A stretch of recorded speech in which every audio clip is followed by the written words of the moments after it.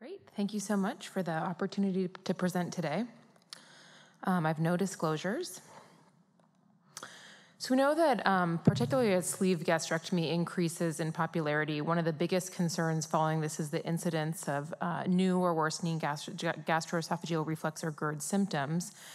And we think that maybe up to a third of patients will experience this. And so trying to understand ways to prevent or mitigate that from the outset is really important.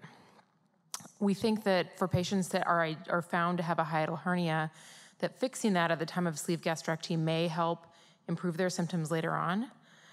But there's multiple different hiatal hernia repair approaches that have been described in the literature, and we've never really investigated if one or the other had better or worse impact on patient symptoms. To investigate this, we took data from a statewide bariatric surgery collaborative. We have more than 70 surgeons that participate, and we capture information for the majority of patients who undergo surgery in our state.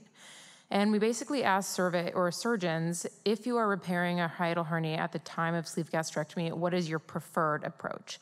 And the choices were anterior, posterior, or posterior with mesh. We then correlated this to their patient-reported GERD symptoms, both pre and post-surgery. So for example, if a patient had their operation done by a surgeon that performed the anterior repair technique, then that was the cohort that they went into. And the outcomes that we looked at, again, were patient-reported GERD symptoms using a validated score, percent total body weight loss, and then risk-adjusted complications. So we found that looking between the three groups, there were definitely some baseline characteristics between them in terms of age, race, and insurance status.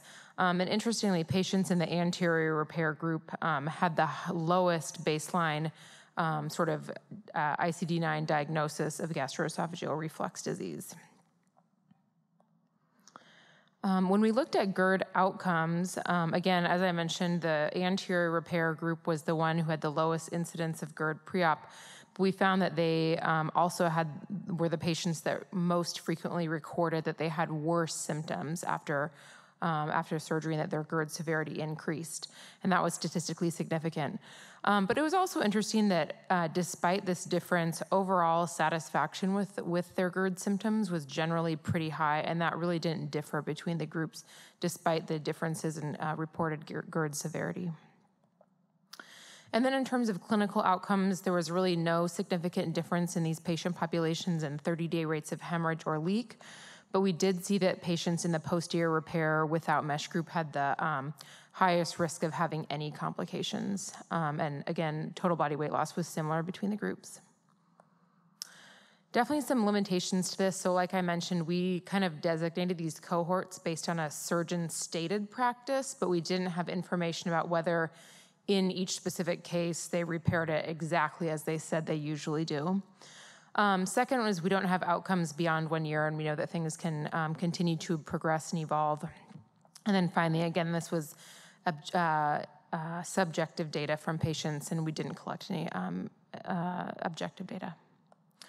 So in conclusion, based on this, we think that GERD symptom control is likely multifactorial, but the hiatal hernia repair technique may play a role. And based on this data, we would probably recommend a posterior repair as the preferred approach in this population. Thank you.